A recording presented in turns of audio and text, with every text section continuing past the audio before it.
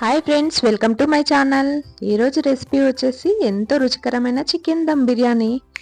ఇంట్లోనే చాలా ఈజీగా టేస్టీగా రెస్టారెంట్ స్టైల్లో చికెన్ దమ్ బిర్యానీ ఎలా చేసుకోవాలో ప్రాసెస్ అయితే చూసేద్దామా. నేనైతే ఈరోజు 1.5 kgతో చికెన్ దమ్ బిర్యానీ చేసి చూపిస్తున్నాను. చూడండి, ముందుగా 1.5 kg చికెన్ని శుభ్రంగా కడుక్కొని అందులో 5 టేబుల్ స్పూన్ల కారం, అదేవిధంగా 3 టేబుల్ స్పూన్ల ఉప్పు,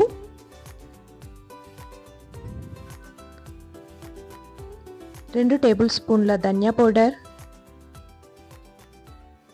2 టేబుల్ స్పూన్ల అల్లం వెల్లుల్లి paste, whole garam masala powder, ముందుగా రెడీ చేసుకున్న ఫ్రైడ్ ఆనియన్స్, నేను ఇందులో పచ్చిమిర్చి, కొత్తిమీర, పుదీనా 3 కలిపి గ్రైండ్ చేసి పెట్టుకున్నాను. ఆ పేస్ట్ కూడా వేసుకోవాలి. తర్వాత 1 కప్పు పెరుగు, 1 టేబుల్ స్పూన్ పసుపు, 3 టేబుల్ స్పూన్ల నూనె. ఇదంతా చికెన్కి పట్టేలా బాగా కలుపుకొని ఒక అర్ధగంట సేపు పక్కన పెట్టుకోవాలి. ఈలోపు ముందుగా 1.5 kg బాస్మతి రైస్ని శుభ్రంగా కడుక్కొని అందులో హోల్ గరం మసాలాలు వేసుకోవాలి. 2 టేబుల్ స్పూన్ల ఉప్పు, 1 టేబుల్ స్పూన్ ఆయిల్ వేసుకొని 70% రైస్ ఉడకనివ్వాలి. ఉడికిన తర్వాత ముందు చికెన్ వేసుకొని దానిపైన ఈ విధంగా వీడియోలో చూపించిన విధంగా రైస్ వేసుకోవాలి.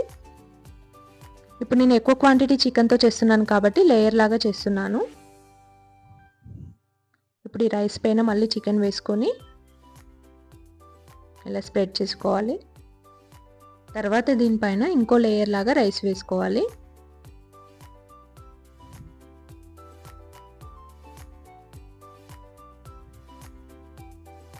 ఇలా మొత్తం రైస్ వేసుకున్న తర్వాత దీనిపైన మనం ముందుగా రెడీ చేసుకొని పెట్టుకున్నాం కదా ఫ్రైడ్ ఆనియన్స్ వేసుకోవాలి.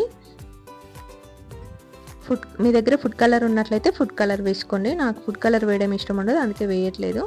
అదేవిధంగా 3 టేబుల్ స్పూన్ల నెయ్యి వేసుకోవాలి.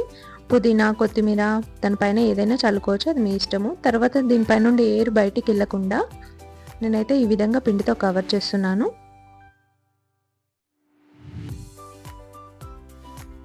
ఇప్పుడు స్టవ్ ఆన్ చేసుకొని సిమ్లో పెట్టి 15 లేదా 20 నిమిషాలు ఉడకనివ్వాలి. మనకి బిర్యానీ కాగానే స్మెల్ అనేది వస్తుంది.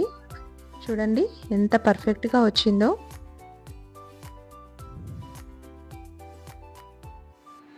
నా వీడియో కనుక మీరు మొదటిసారి చూసినట్లయితే ప్లీజ్ సబ్స్క్రైబ్ చేసుకోండి, లైక్ చేయండి, షేర్ చేయండి, కామెంట్ చేయండి. Thank you for watching this video.